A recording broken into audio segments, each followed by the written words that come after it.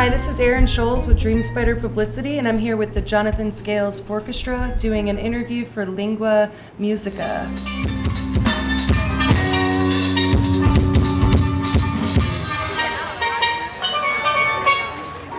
guys have been touring around a lot around your new album, Character Farm and Other Short Stories. Can you tell me a little bit about that album and how it came to be? And you know, the whole concept of it really started with my friend Future Man from Bela Fleck and the Flecktones.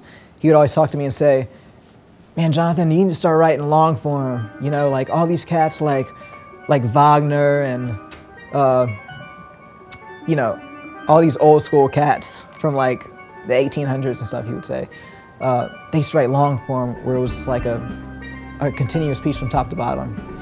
And nowadays people are just writing songs and putting them together. So I was like, yeah, you know, it'd be cool to do like a concept album or something, but I'm not really there yet right now with what I'm trying to do. So basically, the way that I tied it all together was to have art that kind of connected everything together. So all of my songs come from somewhere as far as what I'm feeling about them or like what they're about, even though there's no words in them. I kind of took that as the theme, used the artwork to connect that. The artwork, it tells the story of the piece. So when you listen to instrumental music, a lot of times people don't really know what it's about. They just have the title. But with this, you have the image too, so it'll help you connect better with what I'm thinking, at least. And the artwork, that's all Gregory Kaiser? Yeah, Greg Kaiser, shout out.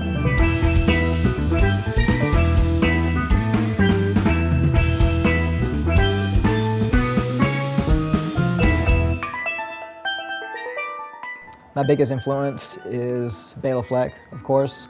The way he takes the banjo out of its normal place, or its traditional place that people are used to hearing it, and does something different with it. That's kind of what I like to try to do with the steel pan, and he's definitely my biggest influence there.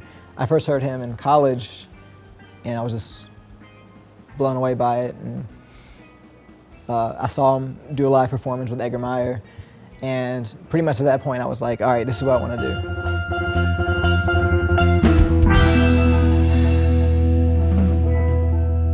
Sometimes it feels like when I go out on stage to play, I'm like walking through a curtain of sorts. It's like sometimes there is a curtain. That's and sometimes there actually is a curtain. But it's the curtain of imagination, you know. It's like this this thing this thing that's there that's separating the average, like normal, you know, everyday life.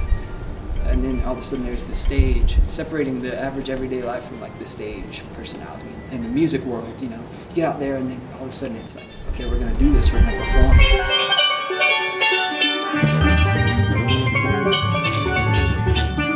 I'd say my favorite aspect of playing with these guys is that when someone goes for a solo or their individual parts, stuff like that, you never know what you're gonna get. It's always a surprise. And to me, I like music that has surprises in it.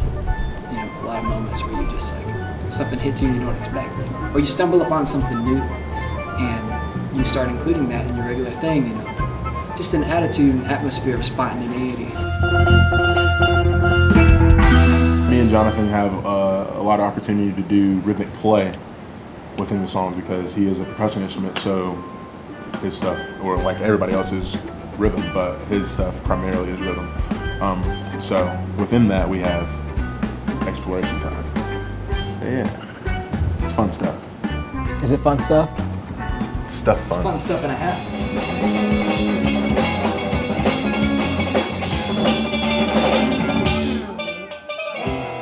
There definitely is a lot of eye contact going on between everybody, you know, during solos, during the improvised parts of the music, I think.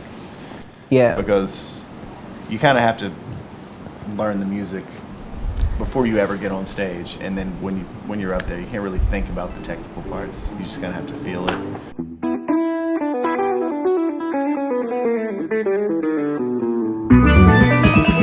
You got to work with a lot of other really great people amongst, I mean, as well as your band, but you also have some featured players on different songs. Can you tell me a little bit about that? And Yeah, I got to work with Jeff Coffin again on this one, and he plays sax with Dave Matthews right now, so that was really cool to get to work with him.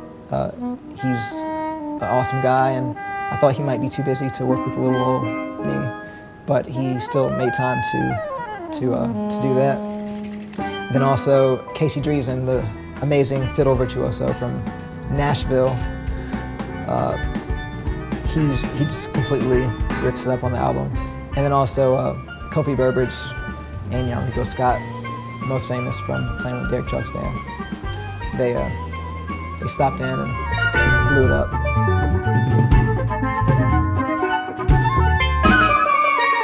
This wraps up our interview with the Jonathan Scales Fourchestra for Lingua Musica. Huge thank you to the Musicians Workshop on Merriman Avenue in Asheville, North Carolina, and I am Erin Scholes with Dream Spider Publicity. We'll see you again for the next Lingua Musica.